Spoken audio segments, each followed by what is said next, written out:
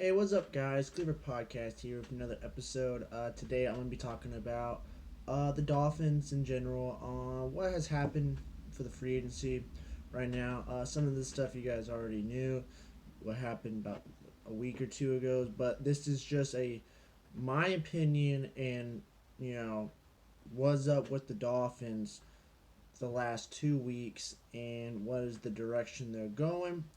I'm going to start off with the re-signing of Devontae Parker.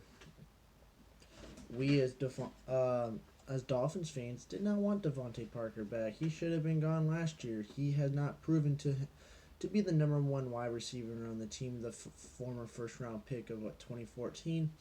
He has not been that type of guy. We've had four different starting quarterbacks, and he really hasn't produced to any of them. And they re-signed him to a 2-year deal with 13 mil. So if you wanted to cut it in half, 16.5 mil a a season, which that's a lot for a wide receiver who hasn't really produced that much. So I don't like it. They should have cut him. Honestly, they should have cut him and kept Danny Amendola, which is I'm going to go on next. They released Danny Amendola last week. Most of you guys knew about it. He went and go sign the Detroit Lions yesterday. But I think that was a bad move on the Dolphins standpoint. Why? Yes, Danny Amendola is kind of old, but he is such a physical and strong guy.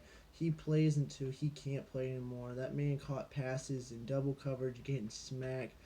That man got a back injury, come back 2 plays later.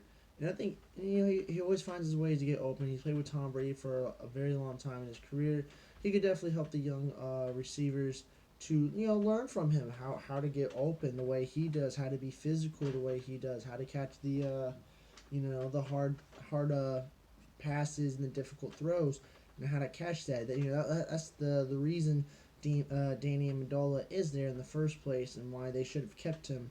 He led the team in receptions and yards last year. I'm not saying much because we were really bad on offense, but he was the shining star despite being 32, 33 years old. So Dolphins should have kept him, but like I said, this is my opinion.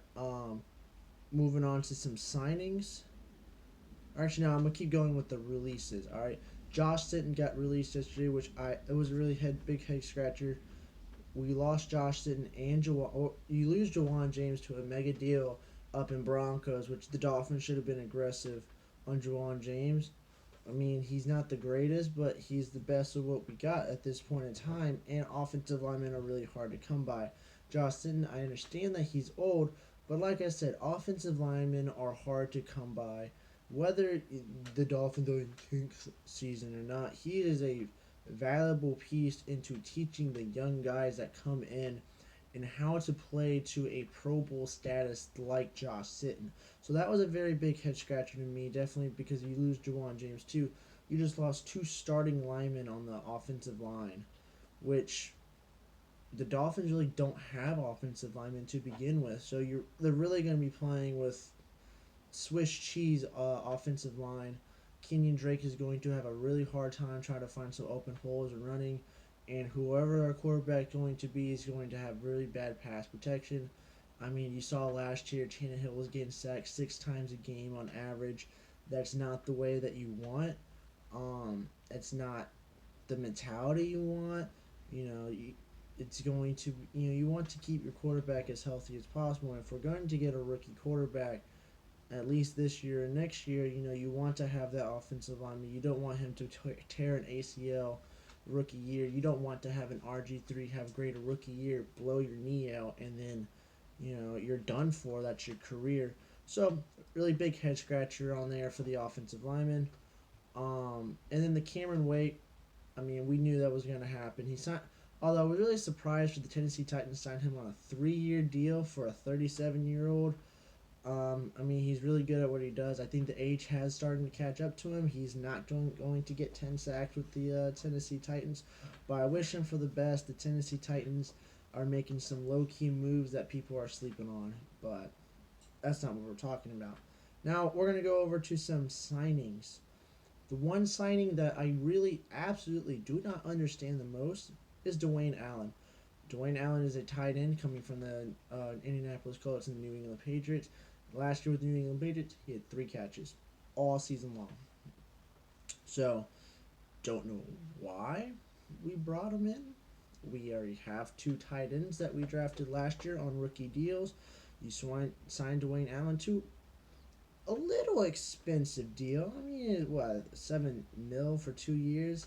I mean, 3.5 mil. That's a lot for a guy that catches 0.2 catches a game, essentially, or whatever that statistic mathematical stuff is. I didn't look at it, but still, it's not good.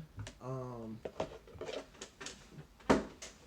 Sorry, my dog got on the table, but I don't understand this move at all. I guess he can come in and help the blocking standpoint for Gasicki, who doesn't know how to block to save his life. But that's the only thing I have for that move. I think it's stupid, but what's new with the Miami Dolphins? And then the other signing, which I didn't get highlight of, I found out literally this morning, like 10 minutes ago.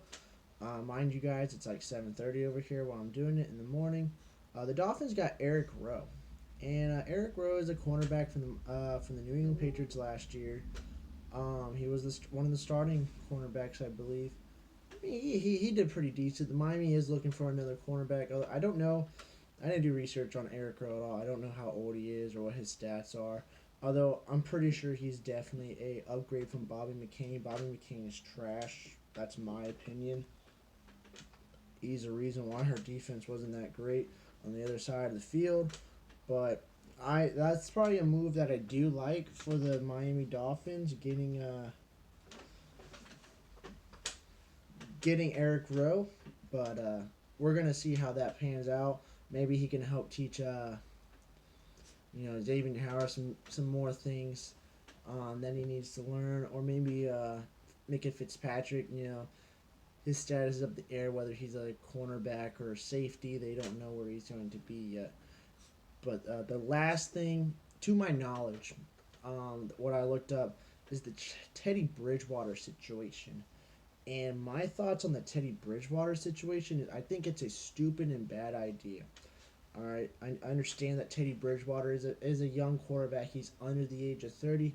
But if you want to go after a quarterback who's only played, 1 or 2 games in the last 3 seasons, who has gone off a couple of knee injuries, injury prone, might as well stick with Tannehill at this point.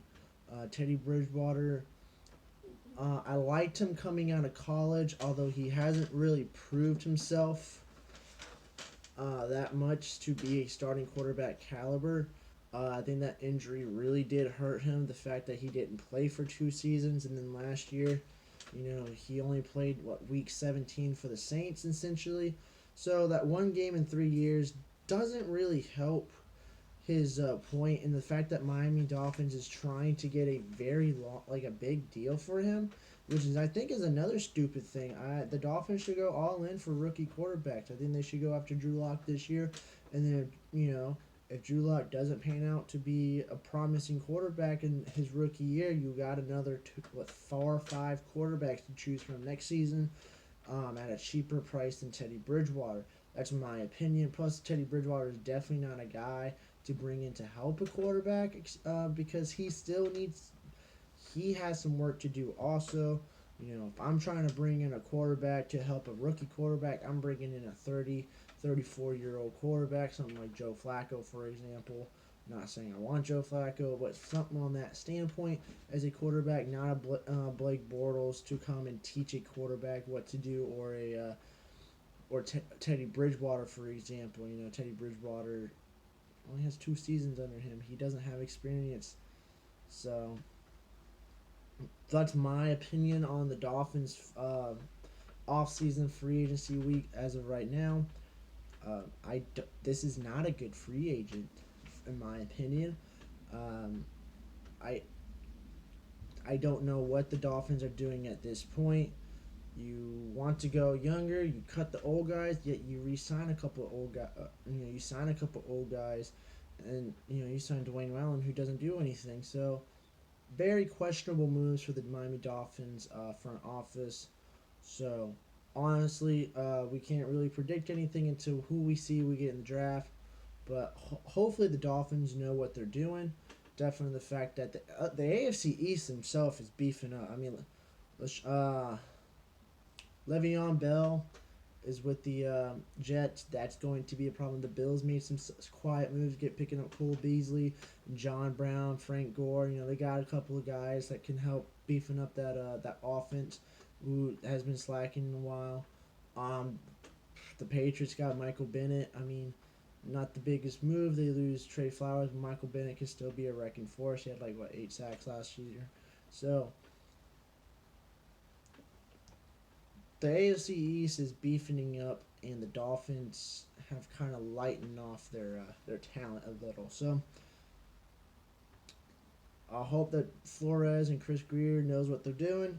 Hopefully the draft is something that we can look forward to, but the Dolphins need to get their stuff together, or it's going to be a long couple of years. And I understand we're in the rebuild portion of the season, but I don't want to see us winning 2 games this year, 2 games next year, waiting 4 years before we start even seeing some progress.